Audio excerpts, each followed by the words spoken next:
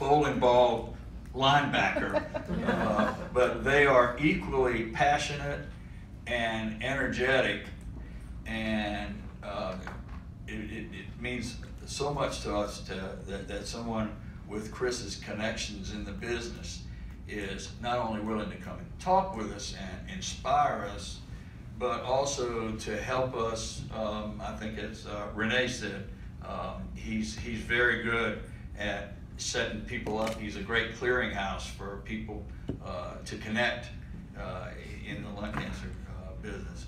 And I got permission from Chris to tell this quick little story, and then I'm gonna shut up and let him get up here. But some of you may not know, but in addition to his stature in the lung cancer business, Chris also had a brief but very exciting career as a fire rescue paramedic.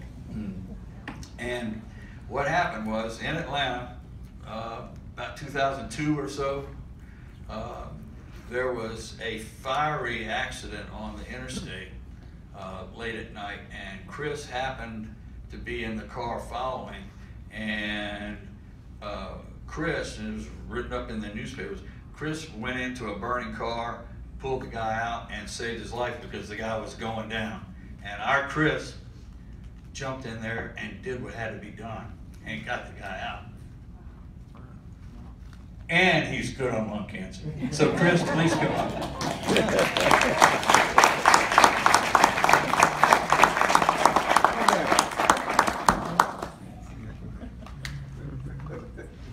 All you, man. Awesome, man.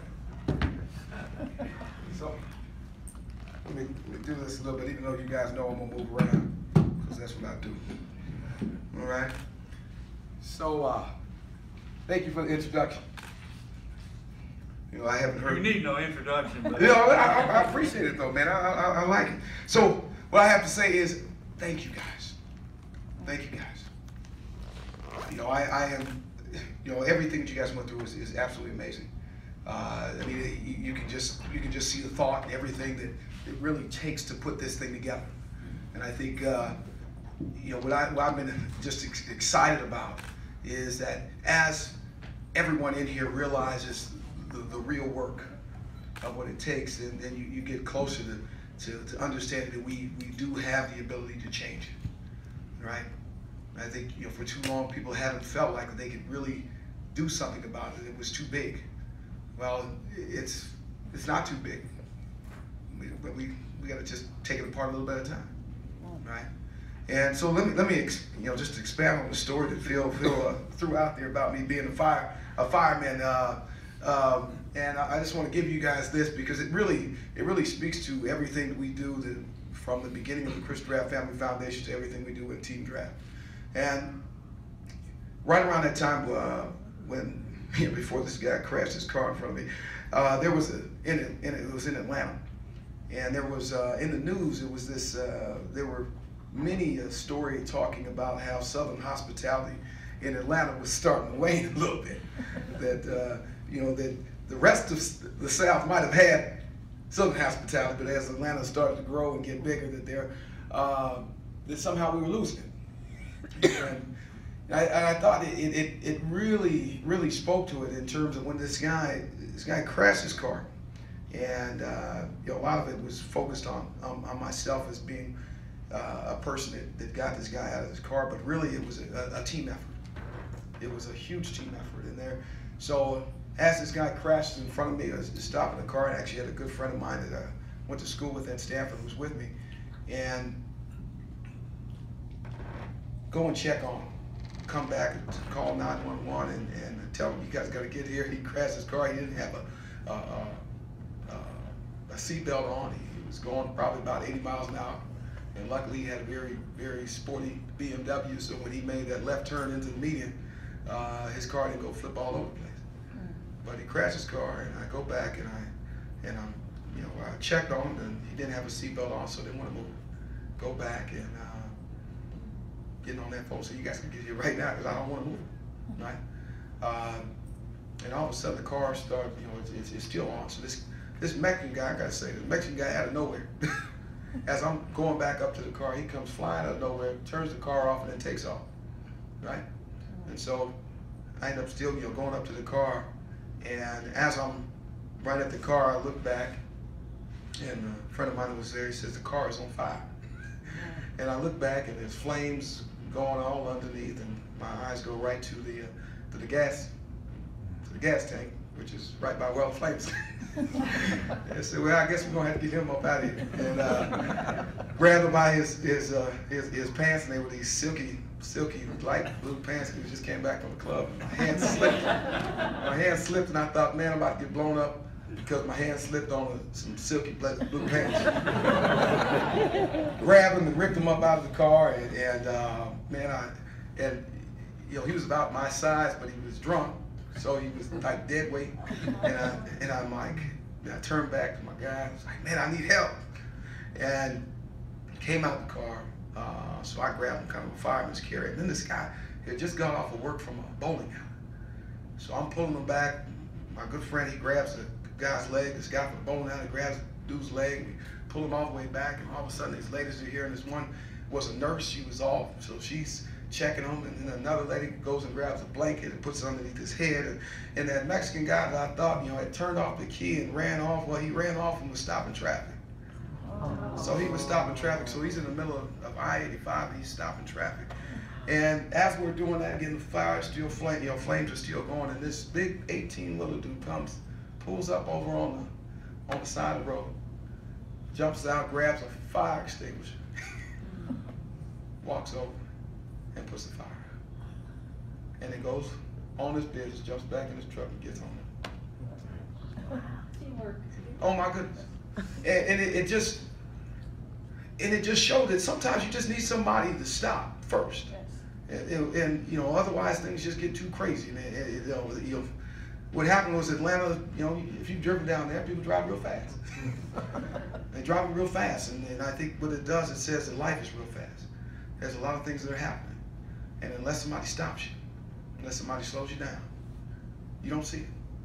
I mean, how many times that you're walking by something, you're like, oh wow, look at all that.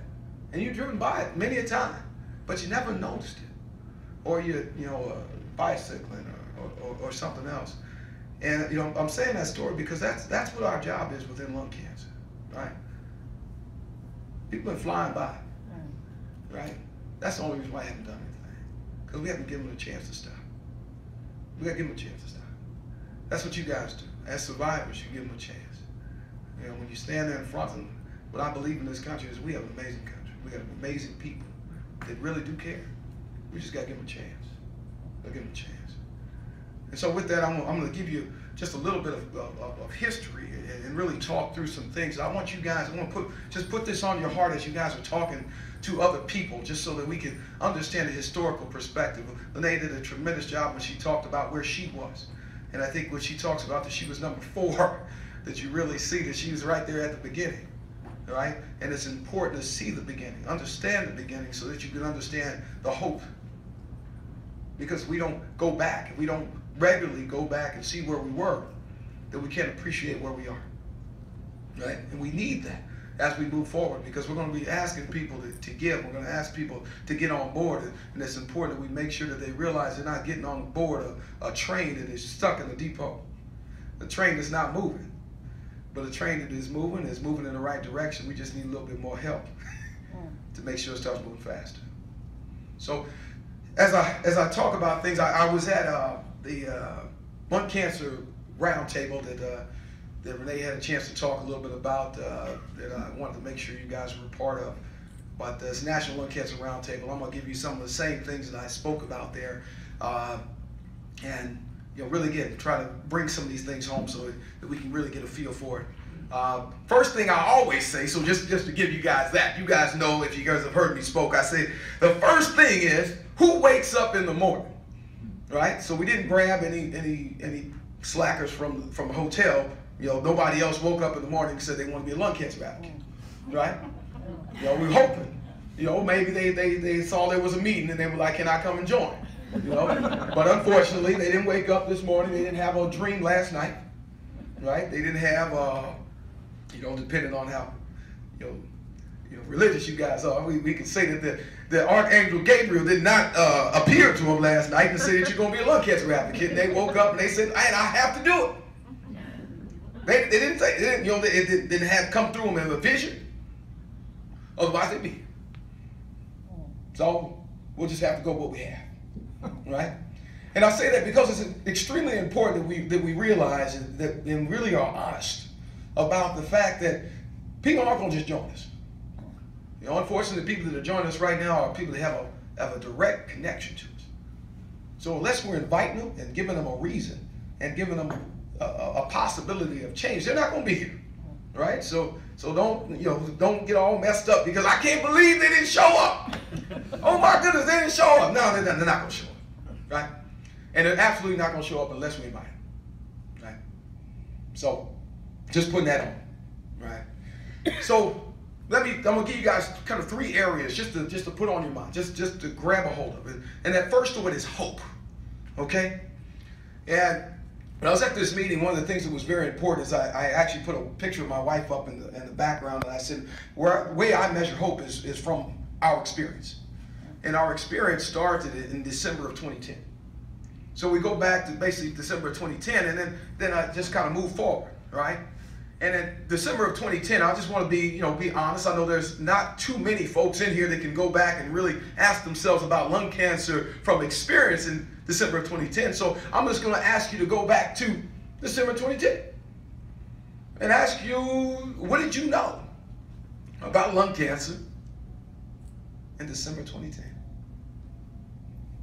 Did anybody know anything about that never smokers could get lung cancer besides Linnea? Because she was diagnosed in 2008. Did anybody know that? No. I mean, if you can, raise your hand if you didn't know that. Yeah. Did you? You knew. Yep. Now, why did you know? Because there was a mother of 2 boys the same age as my son who got lung cancer and had never smoked. And so this must have been about, I wonder if this was about 2006. And she got better for a while, but then she got very sick. She lived to see one son graduate, but she didn't get to see the other son graduate. Okay.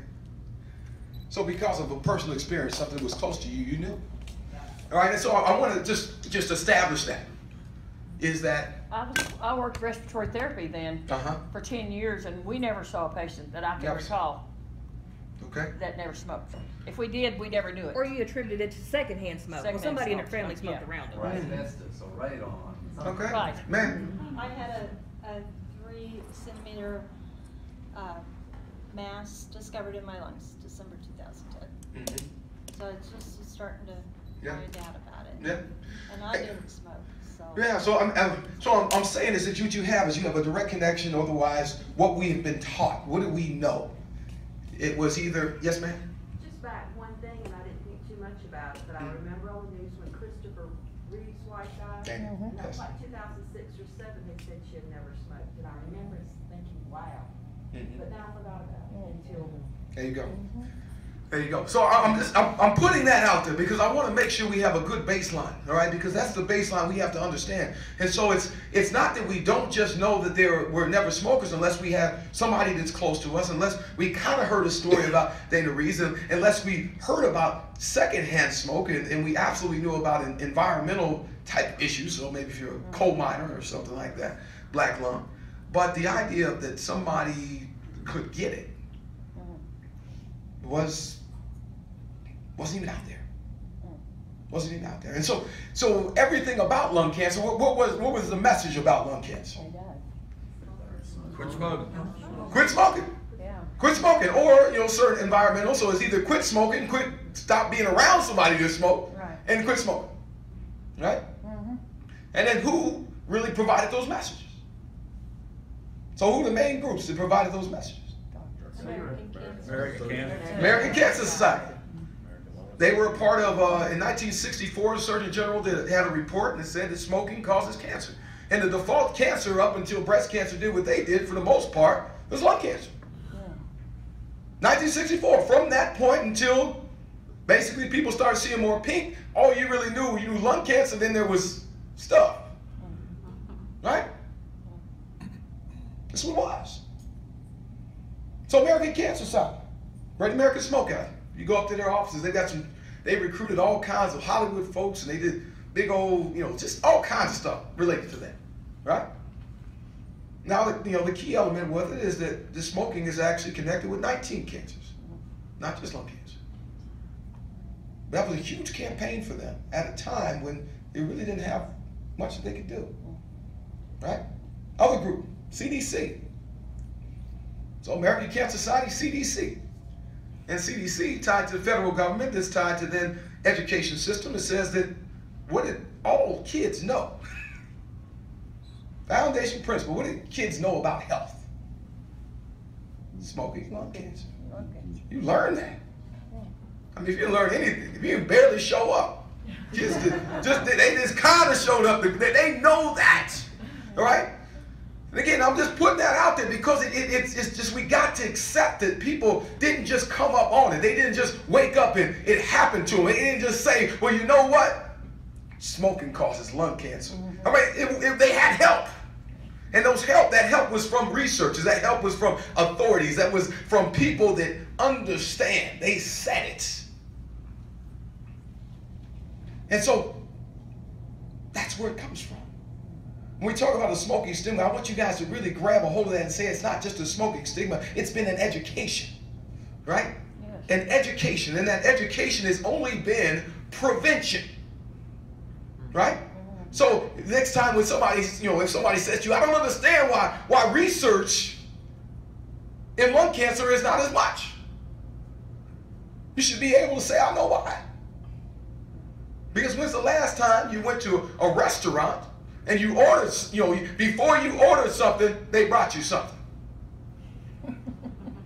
You walk in, don't order it unless you're cool with the chef. Now, sometimes you're real cool with the chef and they make you something special. But for the most part, you walk in someplace, they don't just give you something. They say a closed mouth doesn't get fed. Right? We've had a prevention campaign forever. Prevention campaign, which is made it where that's what people think. But here's the other side to it. Because I'm talking about hope, and we're putting that out there, but we have to take it apart so we can get to what that hope looks like. And so what's the problem if it's just prevention? So what is the ultimate goal? Now we're being honest. Now we're honest in here. What is the ultimate goal for the community if the goal is only laid out as prevention? What is it? Not get it. Yeah. Don't get it. So not smoking, but then ultimate goal, don't get it. Right. All right? So what does that mean? If the ultimate goal is to not get it, then what happens if people get it? Don't forget it. That's failure. Yeah. If our ultimate goal is to not get it, and then you get it, it's failure. Yeah.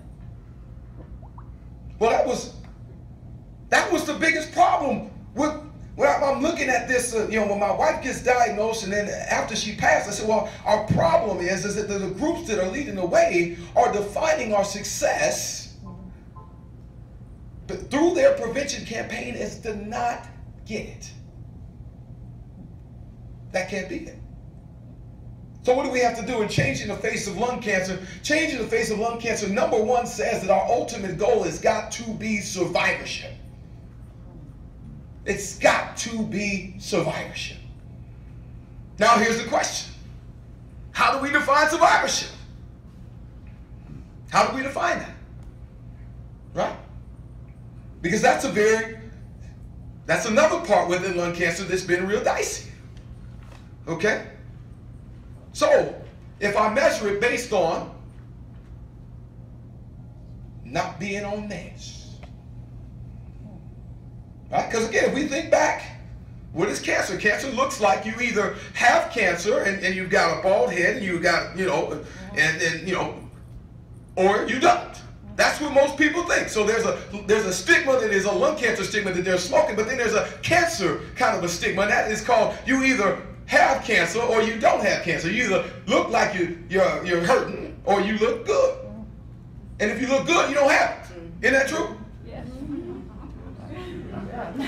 Well, the unfortunate part, we found out that that's not true, right? Because the new therapies make it where that's not exactly true. And people are messed up with that because they're like, hold up, now how do I, hold up, wait a minute, so you look good, but you say you have it, but it's, but I don't get it. That's a new thing that we're dealing with right now, right? And that's not just lung cancer, that's across the board, right? So we've got to accept that. Because if you guys hear, you hear some of the doctors say, oh man, I can't cure you. Oh, I can't cure it. Well, do something about it. You still can do something, right? And you hear apologizing for it, right? Well, we got to claim our victories, right? Yes, it would have been better if it was stage 1. But that government, if it's stage 4 and we can treat it and somebody can live, that's positive, that's moving, that's hopeful. Stop apologizing. Right, here's the other one. What if we only measure it by a 5-year survival rate? Is it only successful? Is it only hopeful if somebody gets to 5 years? Yeah, what is with that anyway? Well, that's a number that they have out there that kind of speaks to if someone gets to that 5 years, the chance of it coming back is so much lower. All right? But when we're talking about hope, doesn't have to get to 5. So my wife only lived 1 year. Okay? So if she lived 2 years, what would that be? 100% improvement. But if she didn't get to 5 years, they would say, that's not hopeful. That's not success. But that would mean we got our first anniversary. That would have meant went on a honeymoon. That meant she would have got to her birthday. That would have been all these moments that would have happened. So how do we measure hope dictates how excited we can be about what's going on. And I want you guys to feel that, because this is the part that's within the lung cancer community that's held us back.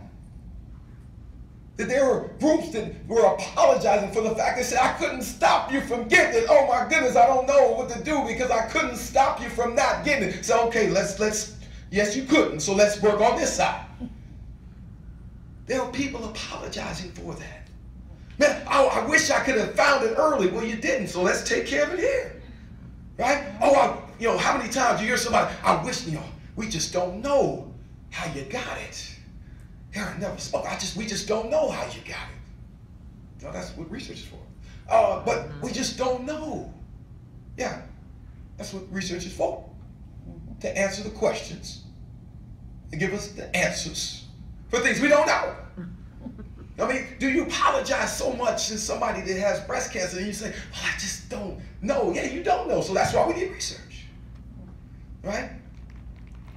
So I'm laying these things out is because we've got to believe. Do we believe things are hopeful? Can we tell that story? When I look in this room and I see you guys, and you guys are walking through the hallway, who knows? Unless you got a big old, it says ALK Positive on here. All right, but ain't nobody who's not lung cancer knows what ALK Positive means. They're like, man, is that a new organization? What they're selling, But they're not going to get that, right? This is hope. We are moving forward, right? But the way we measure hope is critical. Is hope just a destination that is cure? Or is hope embedded in the fact that we are making progress, that we are moving? And we've got to understand it. We've got to believe it. Again, I love that Linnea went back to 2008 so you can be excited about the fact that we're moving. Now again, it's not moving fast enough. Absolutely. Because for anybody that's going through it, you want that thing moved to cure. But we have to know and be confident that we are moving forward. When I say I go back to 2011, is I go back to, Zalcori was approved in 2011. Right? My wife was tested in January for EGFR and ALK. She was negative for both. Right? But she was tested. 2011 is a game changer. Right? Do we believe in the hope that this happening? Are we going to let prevention get in the way of it? Are we gonna let a 5-year survival rate get in the way of it? Are we gonna let the fact that somebody's on meds get in the way with it? No. If somebody's here and they're living, that's hope, right? And for the most part, if somebody's here living and doing well, that's something that's new. That's something that's new. So the second thing I say is possibilities. Possibilities. So with hope, it's important that we have hope in our hearts because we get that hope from really understanding the history, right? And that means not just knowing your history, but understanding the history, right? Understanding that we are making changes and we are moving forward. But then possibilities. Do we really believe in it? That's why I said that prevention was the only thing that was possible, right? But we've got to make it clear that that's just not the case. The ultimate goal is survivorship, just like every other cancer. The ultimate goal is that. And so we want prevention, early detection, treatment, research, and survivorship. We want those things. We got to believe in those things. Early detection, 2011, the National Lung Cancer Screening Trial happened. So 2011, with the approval of Xalkori, that said that targeted therapies was the future. We already had Tarceva, already had Arisa and EGFR. But having the second one said, this is the right way to go. This is working. National Lung Cancer Screening Trial said with high-risk people that we could actually do some type of early detection, which has been critical in all the other cancers where they've made huge jumps. Do we believe that as a possibility? Do we believe in our treatments? Do we believe in our targeted meds? Do we believe in our new immunotherapy that was announced at the ASCO in 2013? Do we believe that research matters? Do we believe that research will change where we are? I was up at the Lung Cancer Alliance's Day on the Hill. I had a couple of them Westlake folks who were hanging out.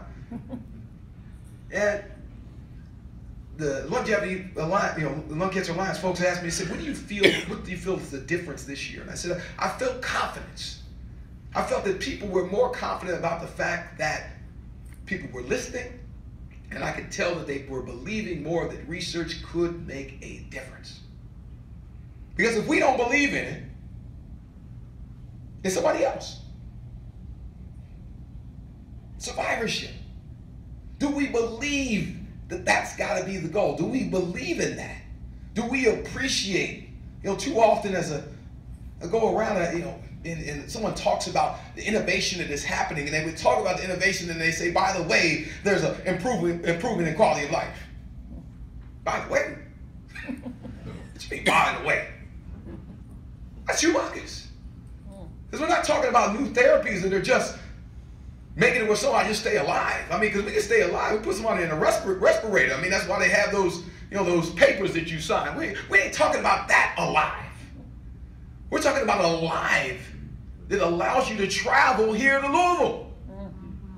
An alive that allows you to be involved in your kid's life, your grandkids' life, in your family's life, in your friend's life. I mean, and every once in a while, forget that you have it. That's some alive. That's what I'm saying. Right? We gotta love that.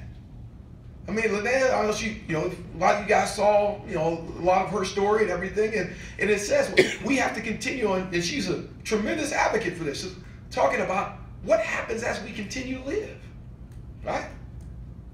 So do we believe that that's our goal? And so if we believe that survivorship is our goal, then we have to think about where are we going and how things are going to affect us so that we can make adjustments for those things as we continue to live, anticipating.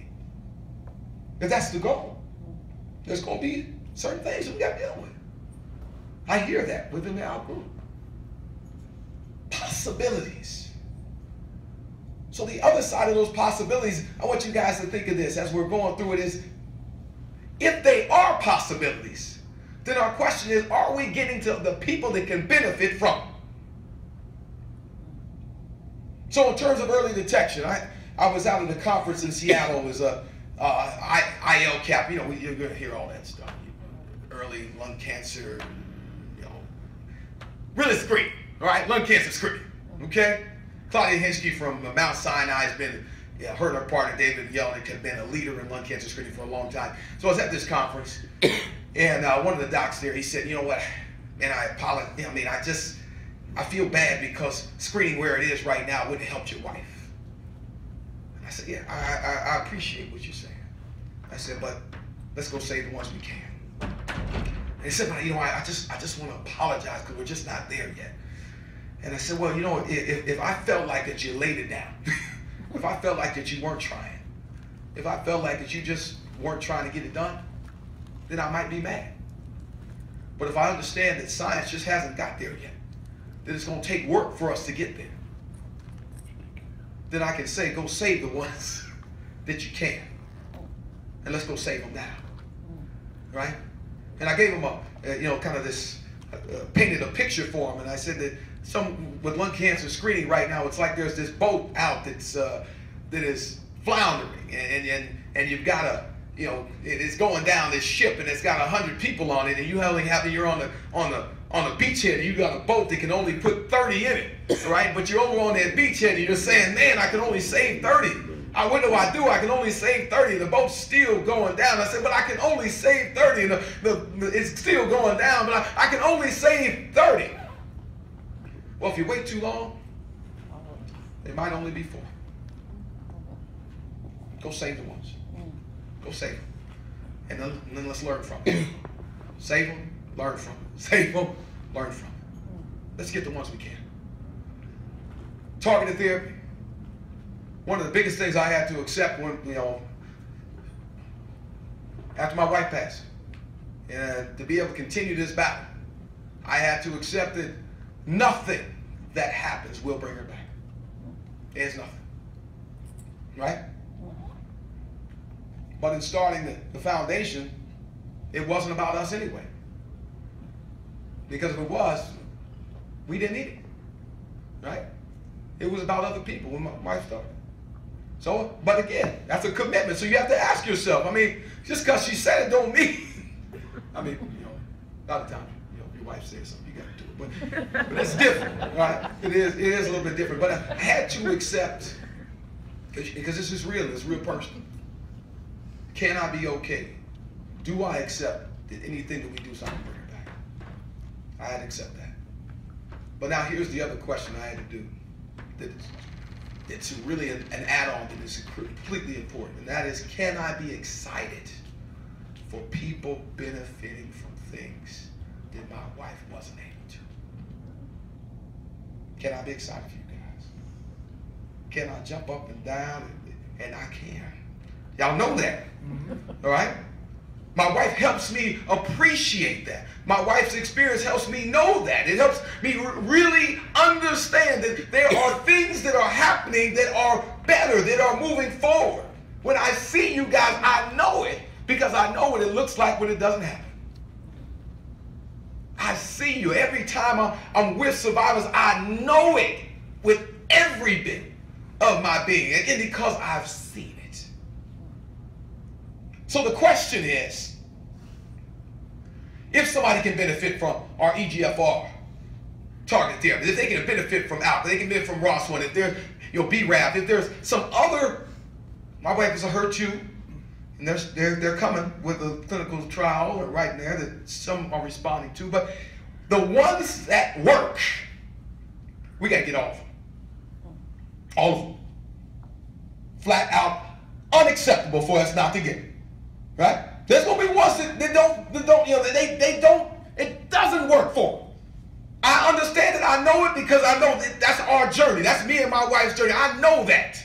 But the people that can, there can't be an out person anywhere in the world that doesn't get access to that out drug. Yes. That can't happen. Because we know it works. We see it works. EGFR, same thing. ROS1. We have got to demand that no one is left out. Right?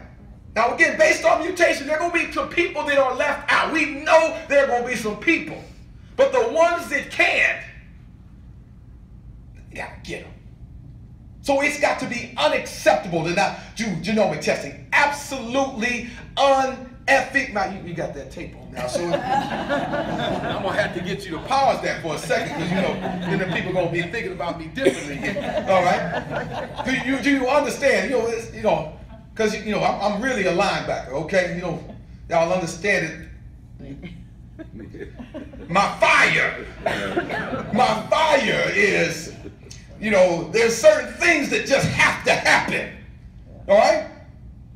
Certain things, if we accept that they are possible, then we are going to go fight to make sure the people that can benefit from them get them. Gotcha. Because I see it. I said, when y'all look around the room, you see it.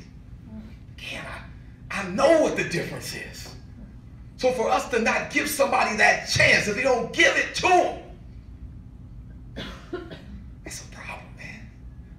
And real deal for me, as a linebacker and me, I need your help, because I want you guys to help identify those folks to decide that it's not worth it to do genomic testing, so we can't find that, so that I can go and jack them up. Right? I want to do that. Because I'm saying give them a chance. It doesn't mean they're going to respond. Again, my wife got tested. She was negative. Doesn't mean they're going to respond. Doesn't mean they're positive, but we got to give them a chance. Give them a chance. The people that can benefit from immunotherapy, we know that's not going to be everybody. But the ones that can benefit from it, we've got to make sure they do. It's not going to be everybody. I wish it was. I mean, again, that would make a lot of things easier if that was the case. I wish. But we're dealing with reality. And the reality says that the things that we have, we got to make sure that people that can benefit from it get it.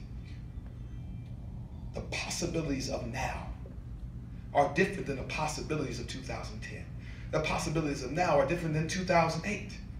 And the people that can benefit from those possibilities, we got to get to them. With research, you guys are seeing it, man. Y'all game changers up in this place. Right? And I talked to Tom. Tom was driving, so that meant he was making calls. That's what I do. You know how you do that. You're out in the middle of corn country. Wheat, soybeans. I've got a good friend of mine. He's a commodities broker, so he gives me the background on corn and hybrids of corn and how, things, innovation. Since when you drive, you get to notice all those things. But he's talking to me, and he was talking about how historic it was, what you guys did, what you guys accomplished as an ALK group. And I told him, I said, what I want you to do is I want you to know it's historic, but don't claim every bit of it for being historic. Do you guys feel me on that? Yeah. Now, why would I say that? Why would I say don't claim all of it for being historic? Because we're not done yet. Well, not we can claim it not because we're done, because this is progress. That's good. That's historic already, right? But what else? What else? Move forward. Got to move forward. We're moving forward. Yeah. We're building on the work of others. Building on the work of others. Yes. And people think if you get so big that you don't need any more help. They think so a little bit, right? So what I want to challenge you guys to do is, sometimes we just too much lung cancer. We just too much about ourselves, rather than looking outside and seeing examples from other people. So if I tell you, is it historic for a group that has a similar cause, a similar commitment, or have a similar issue to stand together and raise money? Is that historic? It happens all the time. Yeah. People with similar experience, similar issues, and they find each other and they stand together, and then it changes the game. That don't sound different to me. Right? The problem with lung cancer, we just spread out a little bit more. Right? We got to make sure we bring together. We got to come together. And I say that because what's important for people to understand is that when you look at, you can't look at where somebody is right now that you don't realize where they started. And it's why I was excited. I saw it when Tom put it up, and when you guys put this thing up, and the panel sat down right here, and that's pretty much when you see a group that's impactful right now, where did they get started? Doing the same thing. Doing the same thing. And the influence of that group comes from the core of that group. The core that's willing to stand up. It's not about people outside. Them jokers over there walking and going by the beach. You know, other ones on the pool and everything like that. It's not going to be those people. It's going to be people that are directly affected. They're going to be the core, and then we're going to build out from there. Too much of lung cancer has been about, well, they won't help us. Oh, they're not. But they're not. No. But why won't they? You know why. But can we get, yeah, you can. We just got to come together first. Right? And I say that because it's extremely important that we grab a hold of that. And that's why this what's historic in lung cancer is that we're getting the survivors together. Right? And that there is strength from you guys being together. Absolute strength. So many of you haven't met each other face to face. Man, I love Facebook. I love social media stuff. I mean, to a point. I mean, let's just keep it real. I really don't like people knowing where I'm at all the time. But it allows you to connect with folks. But there's something about meeting people face to face. There's something about just absorbing each other and getting right together with each other, right? If you guys haven't noticed, training camp has started for the NFL. You know, I kind of played in the league for a little while and still working. How many times do you see a team not work out together in the off season before they go to training camp? How many times do they go to training camp and they say, you know what? Why don't y'all go home and work out together and then we'll come back and start the season? Right? How effective are they going to be if they don't spend time together? You got to spend time with your teammates. This is our team. People are trying to, they were like, how, you going around the country meeting people face to face, how does that work? Well, I said, we're recruiting. They said, well, I don't really get that when we're recruiting. Because we got to get our people together. We got to raise them up and get them together. And once we do get together, trouble. But we got to get together. And that's hard. But we got to. You know, I went to Stanford, graduated from Stanford, and one of the things with our Stanford football team is that for people to be able, the recruiting process is a little bit harder. And that because of the requirements to be able to go to Stanford. So it's a lot harder, which means that we recruit all over the country. So when somebody's asking me, what am I doing? I'm basically taking the Stanford football recruiting model and applying it to lung cancer. We might not have as many in one area, but it works because it's worked already with survivors and caregivers and people that are, when this is their thing, get together, things change, right? And then, as I say, in terms of survivorship, is that we got to celebrate it, right? We got to celebrate it. Make sure you guys really buy into to the fact that you guys are here. You're enjoying these moments, right? And make sure people see it, right? Don't apologize for it. You're here, and I love it. That's a blessing. I know it can be hard because we're going to have some survivors guilt every once in a while, but you know what, dadgummit, you are here, all right? You are here. Love it. Share it. People are going to connect with you. They're not going to connect with this disease. They're going to connect with you. And so that third thing I say is it's about people. It's about people. Too often when I came in this space, everybody talked about the numbers. The numbers. Do you know that this many people, it kills more than breast, prostate at that time, killed more than breast, prostate, colon, and pancreatic combined. Now there's been a little bit of an adjustment, so it's just a little bit underneath those top four. All right? And we talked about the numbers. But you know what the problem with those numbers are? If people don't say care about a person or feel like they can do something, then the numbers don't really matter, right? Because what people do is they actually fight for things that they feel like can affect them. So if they don't see somebody that looks like them, if they can't relate to a person that is there, why are they going to support it? And that's not that they're mad, and not that they hate on, you know, on lung cancer, but it's just because people don't like cancer at all. So when you're asking for support, it's not you're asking for support of lung cancer, right? Because it's not about helping lung cancer. That joke is fine, you know. I tell people if lung cancer came knocking on the door, people be, you know, if you knew it was coming, you be hiding. Don't answer it, right? So it's not like we trying to help lung cancer. It is that we have to fight for people. And that's why I went back historically. We weren't laying it out. The people needed your help. A prevention campaign is an individual responsibility campaign. But cancer is about compassion. And compassion is driven by people. Driven by people. They've got to feel like it can happen to them. And I say that's not just a lung cancer thing. That is just a anything thing. So if we look at breast cancer, when they took their stand, when they started their movement, they knew they had to go and connect with the people. Connecting with the people was embracing the women that are diagnosed. They did that, and consistently and continually say that. And then they had to tell them what we want and what we need. And they made it clear that they needed research for a cure. Unfortunately, with lung cancer, that hasn't been our message for not that long. We've got to turn that up. It's not just numbers, it's people.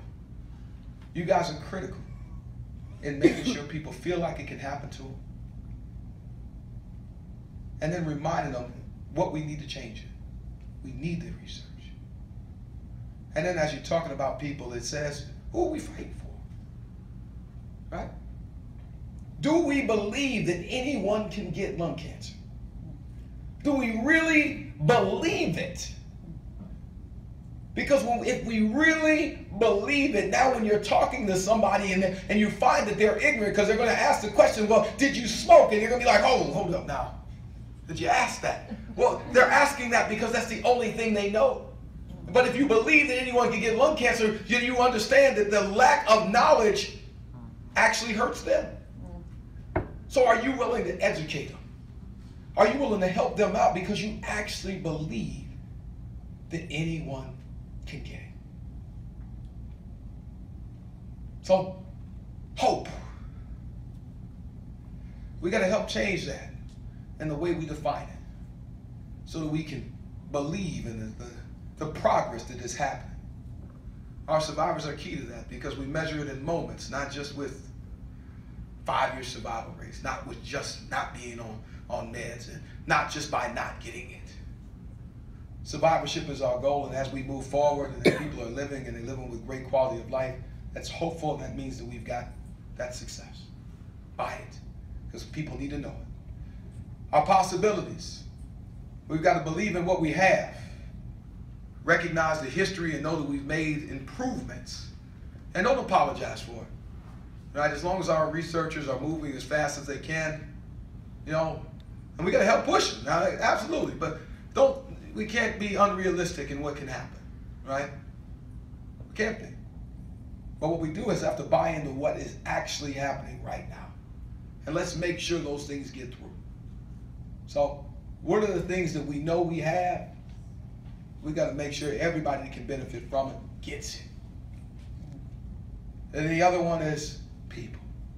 None of this matters unless it's about people. At the beginning of our campaign to change the face of lung cancer, told all the groups and said it's about people, it's about survivors. They said, well, why? What do you mean it's about survivors? I'm like, well, what else is about that? They said, well, it's research. I said, well, research don't matter unless it's for survivors. Well, it's about early detection. Well, that don't matter unless it's for survivors. None of it matters unless it's for people. And then again, do we believe that anyone can get it? Because that'll change the way we speak to folks.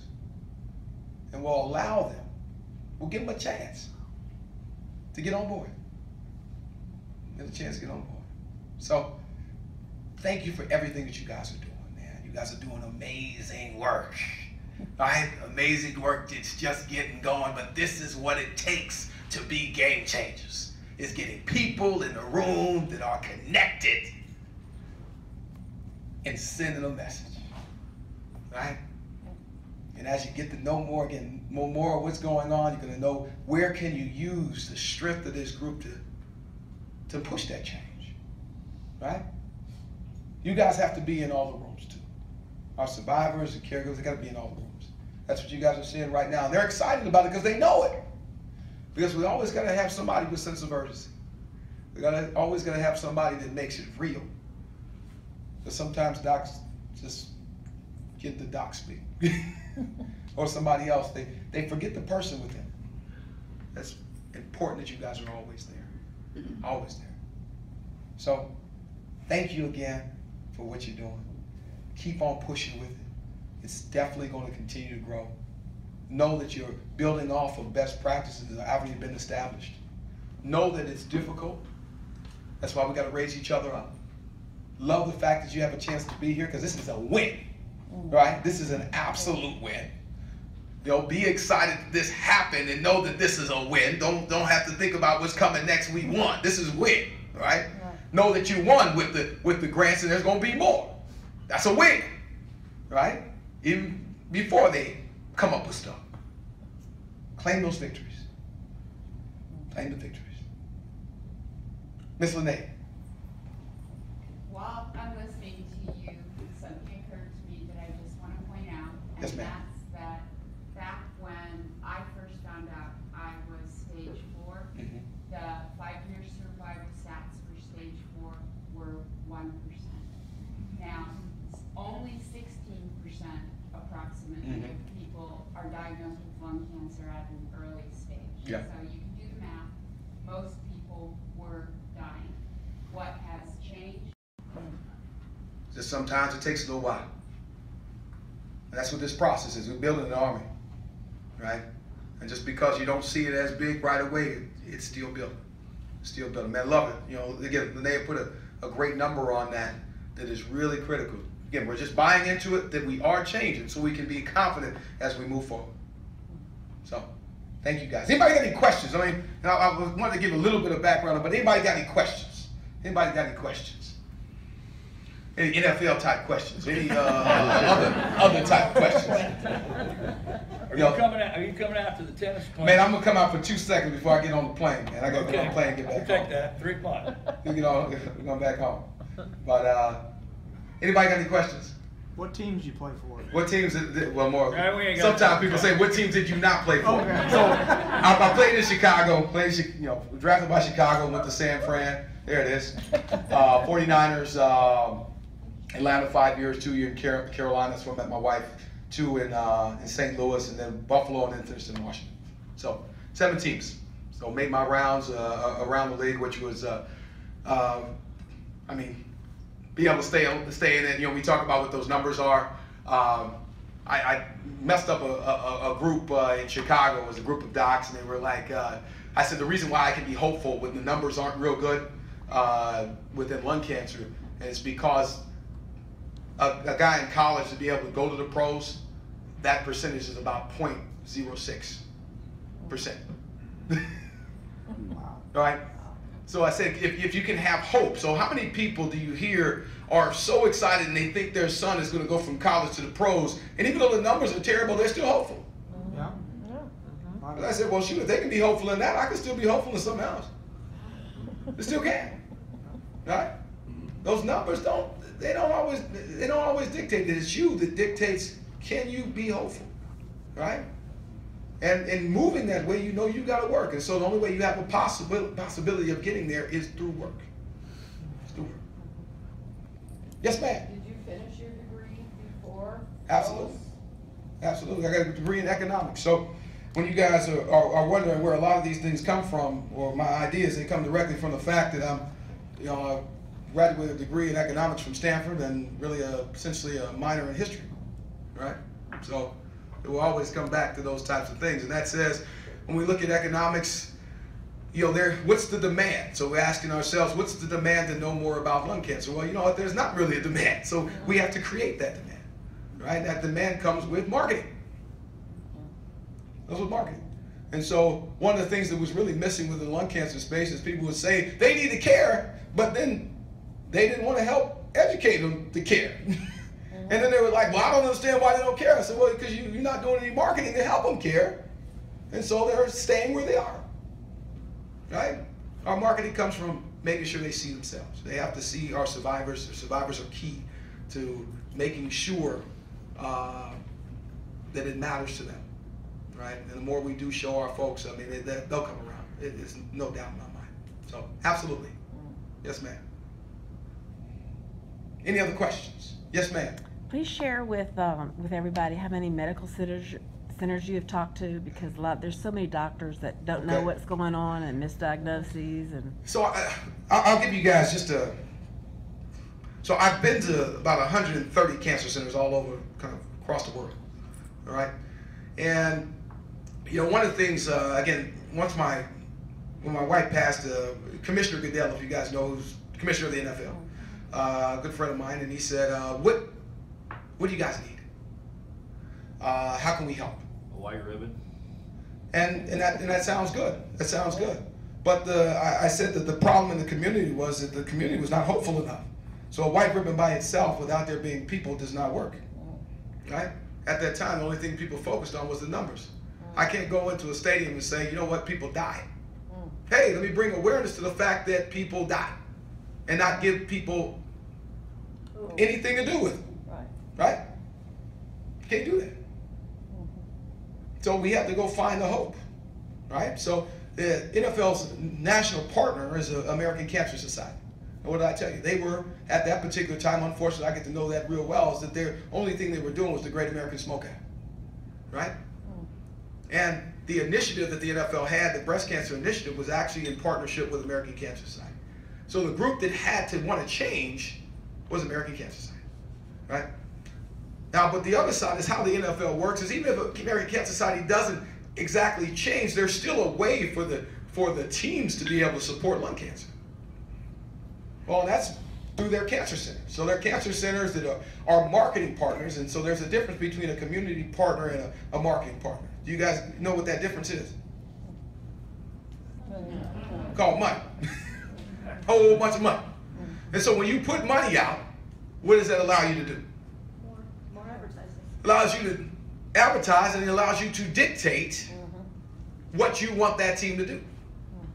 And so the key was, if we wanted lung cancer games, if we really wanted that to happen, if we really wanted awareness, then we had to convince a cancer center that it was worthwhile to talk about lung cancer.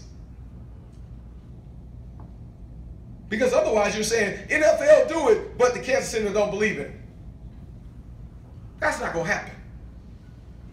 Now, I'm not going to ask them that, but that's not going to happen. I mean, let's just keep that real. It's not going to happen, right? The cancer center has to believe in it. Now, how is the cancer center going to believe in it? The docs got to believe in it, right? If the docs don't believe in it, how is the cancer center going to believe in it? And if the docs believe in it, they need to now share that information with their marketing and PR people to know that there's hope. But then what's the other side? Has anybody saw, they do news pieces and they do awareness pieces. Who's the main focus of those pieces when they do them? Who's the main focus? Who is it? People. People. People. Patients. Survivors. So if they want to do something, what are they going to need? They're going to need a person. They're going to need a survivor of lung cancer that's going to be willing to stand up. That's why we went to all the cancer centers. We're going to need our survivors to want to stand up at the cancer center for them to be able to do more with lung cancer. And when they want to do more, they're already spending money. They can make it a priority to be able to use it and use their influence. So it's not just the NFL can bring awareness, but it's up to the cancer center to really make that work. And I say that from the fact that we had 2 lung cancer games, one with Green Bay and one in Tennessee a few years back. And really all that came from was the cancer center saying we want to do it. Once that cancer center said it, the NFL team was like, okay, what do you want? right? They would spend the money. They can say it, right? So we have to make it worthwhile. And again, that's why it's so critical that you guys are involved with your cancer centers and understand what they're doing. Because just because you walk in the door doesn't mean they know you. Right? And I'm not saying this just as a cancer center, because I'm going to tell you I was a 6th-round pick in the NFL, and just because I walk in the locker room doesn't mean that the community relations, PR people, marketing people know who I am. And so that meant that I went and introduced myself. And I made sure they knew who I was and why I was special. Well, it's the same thing with you guys. Just because you're getting treated there does not mean they know who you are. So I know that's hard, but it's important for you guys to make sure you introduce yourself to your cancer center and let them know who you are. So if they're thinking about doing something with lung cancer, you're saying, hey, I'm here for you, right? Because if they don't have a person, they're probably not going to do it. Flat out, they're really just not. Right here. Regarding the 2 football games. Yep. What was your metric for success? Was it just eyeballs on the message, or was there the closed loop on the efficacy of that program? Well, I mean, you're talking about being able to be visible at eyeballs on. It's eyeballs. I mean, really, again, what are you talking about in terms of a football game anyway? They've proven that kind of text to give things don't work well. They don't work well in the stadium. So it's more about really the support that backs it up. And so there has to be a message. That's why the cancer center is important. So it's not just a message of, hey, there's lung cancer survivors at the game, but then it's what are the cancer centers doing with it afterwards. So what you're going to have is supplemental information from screening or genetic testing or something else. That energizing. Yeah, so you're energizing with that. You're making people aware. I mean, what was awesome when Green Bay is, they put us up on the jumbotron with the survivors and everything, and I was going back home and said, oh man, I saw you on the jumbotron at the game, and it's an easy way to when we're talking about one of the reasons why we like using the games too is it gives a backdrop that anyone can get it. So if you have a survivor that is in a whatever particular jersey, right, that is the most equal any community will be is when they come together for a game. And now when you say anyone can get it because you're in a particular jersey, it sinks in that much more. So if you just have a regular shirt on, you're saying anyone can get it, it can sink in. But if you're wearing, I mean, depending on what neighborhood, what's your team? What team do you like? Houston. So you like Houston. So if you're now have a Texans shirt on and you can see yourself within a whole bunch of Texans fans, okay? And by being around a whole bunch of Texans fans, now we're asking a question, who has lung cancer? Right? And the fact that they can't tell, what does that mean? Oh man, anybody can get it. Right. All right, now you tell them afterwards, but what we're doing is we're trying to set up that question of who has it, right? And you need to, I mean, because again, if you say anybody, that seems too like, oh my goodness, just like numbers. If you're saying 1 in 16 or something like that, without giving somebody a reference point, you can't really do it. So now if you look at a stadium, so where are those places where they actually give attendance? Stadiums. So now if you want to talk about it, use a stadium. And you would say how many sections, right? If we say anyone, bam, they got a jersey on. Anybody, any Texans fan this could happen to, right? Otherwise, most people only think about their community. They don't really think bigger unless they're kind of tied to a sports, something sports related. They only look at their cul-de-sac. Right? Any other questions? Yes, ma'am. On education, since my daughter's been diagnosed, and she was 38 when she was diagnosed. So for a year, we went to the doctor, and they kept treating her for pneumonia because 38-year-olds didn't have lung cancer. And so when I was working in respiratory, my dad had lung cancer in 1995. Yes. They did a resection of his lung. 9 years later, he got it in the other lung, and he passed within 3 months. So there was no such thing as testing. None of that was ever known, and there was no other treatments and all that. And then when I worked in respiratory, you saw an emaciated patient laying there gasping for every breath they got, and that was your lung cancer patient.